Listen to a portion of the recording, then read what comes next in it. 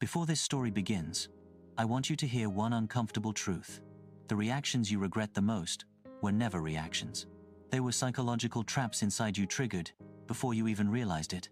Most people think they get angry because someone annoyed them, or shout because someone disrespected them, or panic because life got too heavy. But the real reason is far deeper and far darker. This is the story of a man who discovered that truth on an ordinary day, in an ordinary moment, when a stranger exposed something he'd been carrying for decades. His name was Daniel, and the moment he uncovered this hidden part of his mind, his entire life changed.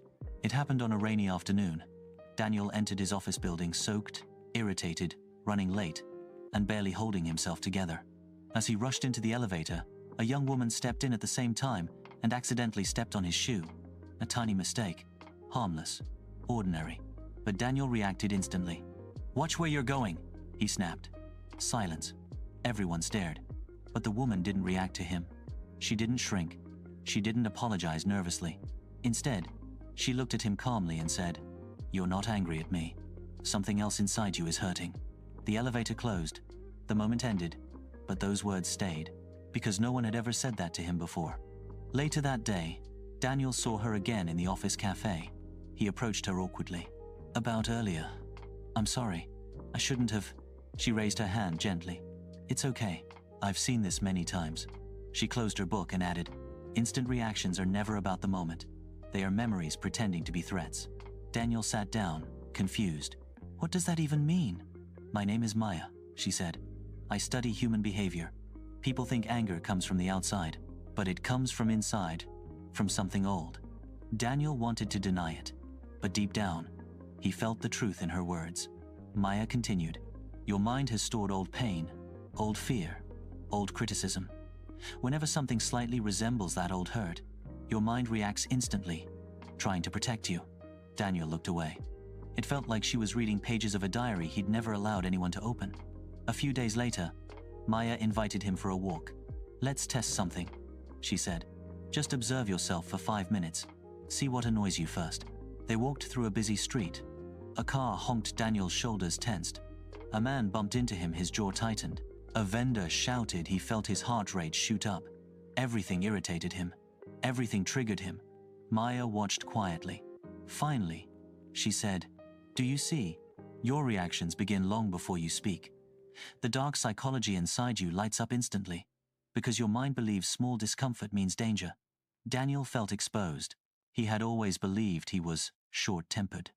He never realized his reactions were actually fear responses. That night, Daniel lay awake replaying moments from childhood. His father shouting whenever he made mistakes. Teachers scolding him loudly in front of the class. Being told again and again, "Why can't you do anything right?" Maya's words echoed. Instant reactions are old wounds, shouting through new situations. He suddenly understood he wasn't reacting to people. He was reacting to the echo of his past. This realization didn't fix him immediately, but it opened the first door. 1 week later, his boss gave minor corrections on a report. Nothing harsh, nothing unusual. But Daniel snapped. "You always find mistakes. Why can't you appreciate anything?" The room went silent. His boss stared at him, stunned. Daniel felt the shame rise instantly. That evening, he messaged Maya, "I need help. I can't keep reacting like this." She replied, "Good. Awareness is the beginning. Now you must learn the pause." They met again the next day. Maya explained, "You cannot stop your triggers, but you can stop your reaction. There is a tiny gap, a fraction of a second between what happens and how you respond." She taught him 3 steps. 1. Notice the trigger. The tight chest, the rising heat, the fast heartbeat. 2. Take 1 slow breath. Just 1. It interrupts the automatic reaction. 3. Name the feeling. "I feel attacked. I feel ignored. I feel judged." Maya said, "When you name the feeling, you take its power away. You stop being controlled by old pain." Daniel practiced. It wasn't easy. Triggers still came. But slowly, he felt a pause appear. Even a 1-second pause can save a relationship, a job, a moment, a life. One afternoon, at the elevator where everything began, another person rushed in and bumped Daniel's arm.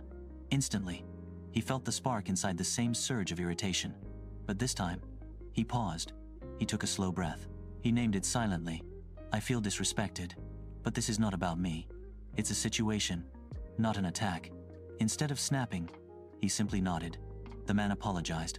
The elevator closed, and Daniel felt something new, a sense of control he had never felt before. He finally understood the dark psychology inside him, not to fear it, but to manage it. He was no longer living as a reaction to his past. He was responding from his present. Months passed. Daniel's relationships improved. His confidence grew. He no longer exploded at small things. He no longer misread harmless moments as threats. He met Maya again for coffee. "You look different," she said. "Calmer." Daniel smiled. "For the first time in my life, I feel like I am choosing my reactions, not my wounds." Maya nodded. "That is emotional maturity. Not suppressing emotions, but understanding them." Daniel looked out at the street. The same chaos as always. Cars honking, people rushing, life moving fast. But inside him, there was peace. The world hadn't changed. He had. What this story really teaches: instant reactions are not personality flaws. They are psychological alarms from the past. Your mind reacts instantly because it believes, "I'm unsafe. I'm being judged. I'm being attacked. I'll be hurt again." But when you learn to pause even for one breath, the spell breaks, and the dark psychology loses its power. Because you're no longer reacting to your past, you're responding to your present. That shift changes relationships, careers, and inner peace. If this story gave you clarity, do like, share, and subscribe to Tales Beyond Theory. Your support helps us bring more stories that heal, teach, and transform. Until next time, pause, breathe, respond, not react.